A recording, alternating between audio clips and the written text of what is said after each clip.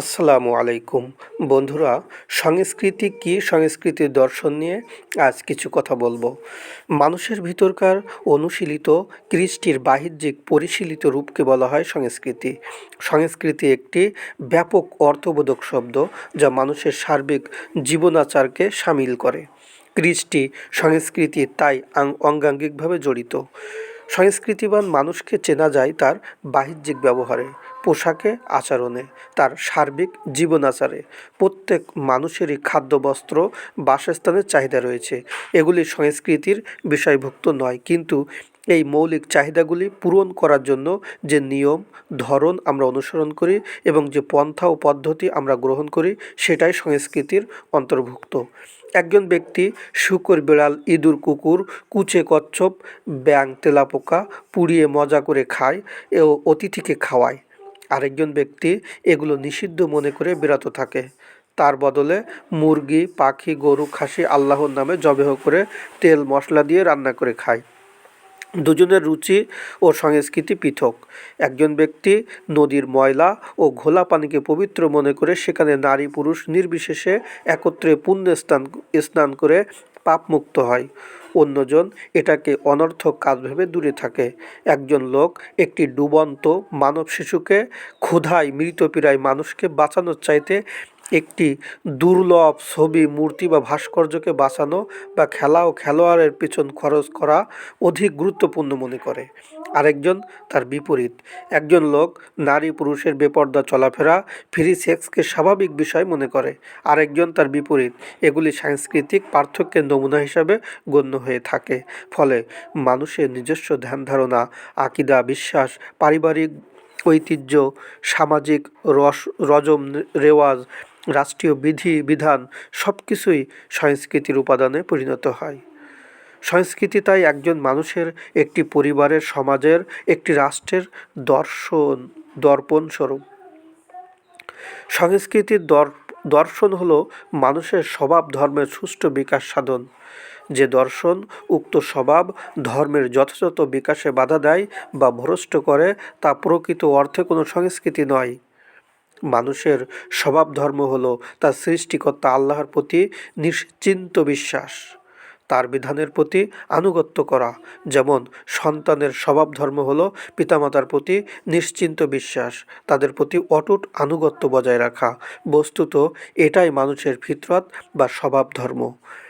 মানুষের জন্ম, মৃত্যু, তার শৈশব, কৈশোর, যৌবন, বার্ধক্য, তার খাদ্য পানীয়, রোগ শোক, উন্নতি অবনতি, শান্তি অশান্তি সবই তার সৃষ্টিকর্তার অমোঘ বিধান দ্বারা নিয়ন্ত্রিত। নাসার প্রেরিত রকেট মহাশূন্যে গিয়ে কতদিন থাকবে, কোথায় কী কাজ করবে, সবই যেমন পৃথিবীর প্রেরণ কেন্দ্র থেকে নির্ধারিত হয়, তেমনি অদৃশ্য জগৎ থেকে প্রেরিত রুহু দুনিয়াতে এসে মানব দেহে কতদিন অবস্থান করবে, কোথায় কী কী কাজ করবে, কতটুকু রুজি সে পাবে, সে সৌভাগ্যবান হবে না হতভাগ্য হবে, সে জান্নাতি হবে না জাহান্নামী হবে, সবই অদৃশ্য আসমানি কেন্দ্র থেকে পূর্বেই নির্ধারিত হয়।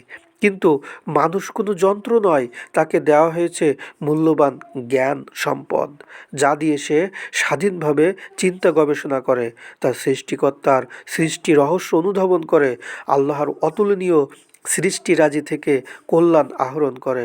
আল্লাহ দেখেন তার প্রেরিত ওহির বিধান অনুযায়ী কাজ করে বান্দা পৃথিবীকে আবাদ করছে নাকি নিজের খেয়াল খুশি শয়তানি বিধান মেনে কাজ করতে গিয়ে পৃথিবীতে ফাসাদ সৃষ্টি করছে। এটাই হলো পৃথিবীতে বান্দার জন্য মূল পরীক্ষা। এই পরীক্ষা দিতে দিতে হঠাৎ একসময় তার মৃত্যু ঘণ্টা বেজে ওঠে। ফলে মুহূর্তের মধ্যেই তার রুহু দুনিয়ার পরীক্ষাগৃহ ছেড়ে সেখানে চলে যায় যেখান থেকে সে প্রথম দুনিয়াতে এসেছিল, তার মায়ের গর্ভে 4 মাসের ছোট্ট দেহে। দুনিয়ার কোনো শক্তি তাকে আর ধরে রাখতে পারে না যখন সৃষ্টিকর্তা আল্লাহর ডাক আসে, কেননা সে তার হুকুম দ্বারা নিয়ন্ত্রিত। এর মধ্যে মানবীয় দর্শনের 3টি দিক ফুটে ওঠে। 1. মানুষের একজন সৃষ্টিকর্তা আছেন। 2. মানুষের কল্যাণের জন্য দুনিয়াতে আল্লাহর বিধান প্রেরিত হয়। 3. মৃত্যুর পরে মানুষকে ফিরে যেতে হয় তার পূর্বের ঠিকানায়। প্রথমটিকে বলা হয় তাওহিদ, সৃষ্টিকর্তা মাত্র একজন, যিনি পালনকর্তা, রুজিদাতা, বিধানদাতা। দ্বিতীয়টিকে বলা হয় রিসালাত। আল্লাহ তার নির্বাচিত নবী রাসূলগণের মাধ্যমে মানুষকে সঠিক পথ দর্শনের জন্য বিধানসমূহ প্রেরণ করে থাকেন।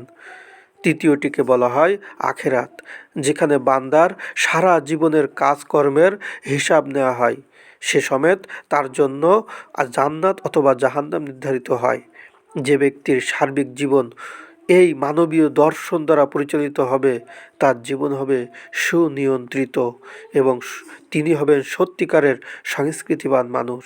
পক্ষান্তরে যার জীবন উপরোক্ত দর্শনের বাইরে পরিচালিত হবে, তার জীবন হবে অনিয়ন্ত্রিত, তিনি হবেন পদচ্যুত। দর্শনের প্রথম যে বিষয় আলোচনা করা হয়েছে তার ভিত্তিতে তাকে বলা হয় ইসলামী সংস্কৃতি, যা বিশ্ব মানবতাকে এক আল্লাহর সৃষ্টি, এক আদমের সন্তান বলে গণ্য করে। ধর্ম, বর্ণ, ভাষা, অঞ্চলের বৈষম্য তাকে মানবতার প্রতি উদার কর্তব্যবোধ থেকে বিরত রাখতে পারে না। এর বিনিময়ে সে কেবল আল্লাহর সন্তুষ্টি, আখেরাতে মুক্তি কামনা করে। দুনিয়াকে সে আখেরাতের শস্যক্ষেত্র মনে করে। অতঃপর শেষোক্ত দর্শনের আলোকে গড়ে ওঠা সংস্কৃতি বলা হয় সেকুলার বা বস্তুবাদী সংস্কৃতি, যা আসলে কোনো সংস্কৃতি নয়, বরং বিকৃতি। এখানে বস্তুই হয় প্রধান, যে কোনো মূল্যে বস্তু অর্জন, ভোগ করাই তার মূল লক্ষ্য হয়। মানবতা তার নিকটে গৌণ হয়। বস্তু লুট ভোগের জন্য সে মানবতাকে ধ্বংস করতে আদৌ পিছপা হয় না। বিগত শতাব্দীর দুটি বিশ্বযুদ্ধ, বর্তমান শতাব্দীর ইরাক, আফগানিস্তান দেশে চালানো হত্যাযজ্ঞ, বিশ্বের অধিকাংশ অঞ্চলে অশুভ শক্তিগুলির একচেটিয়া কর্পোরেট পুঁজির শোষণ, নির্যাতন উপরোক্ত বস্তুবাদী দর্শনের বাস্তব ফলশ্রুতি মাত্র।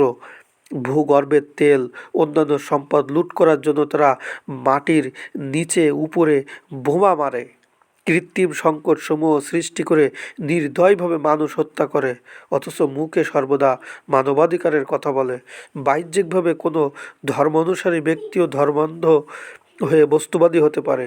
যুগে যুগে মুশরিক, ফাসিক, মুনাফিকরা এই কাতারে পড়ে, যারা ধর্মকে স্রেফ কিছু আনুষ্ঠানিকতা মনে করে।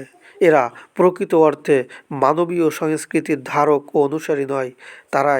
তাই সার্বিক জীবনে আল্লাহর বিধানের সনিষ্ঠ অনুসারী ব্যক্তি প্রকৃত অর্থে সংস্কৃতিবান।